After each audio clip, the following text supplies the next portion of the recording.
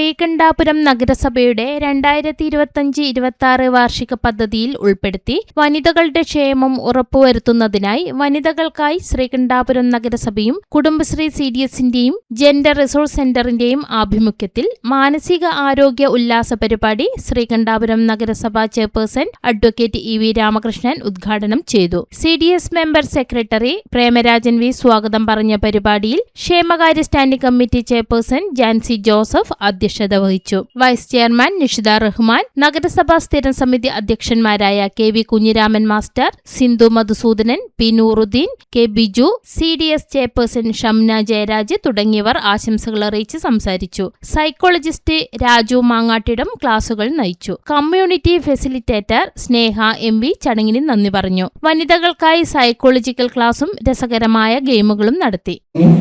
ആളുകൾ കുടുംബശ്രീയിൽ കൂടിയിരുന്ന് വർത്താനം പറയുന്നു, ചിരിക്കുന്നു, അല്ലെ? ദേവിയൊക്കെ നിങ്ങൾ വളരെ രൂക്ഷമായിട്ടാണ് നോക്കുന്നത്.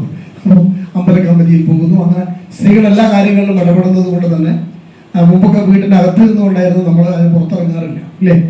അതുപോലെ മുറ്റത്ത് ഒരു കാലഘട്ടത്തിൽ അല്ലെങ്കിൽ ആണുങ്ങൾ സംസാരിക്കുന്നിടത്തേക്ക് സ്ത്രീകൾ ഇറങ്ങി വരാത്ത ഒരു കാലഘട്ടം ഉണ്ടായി.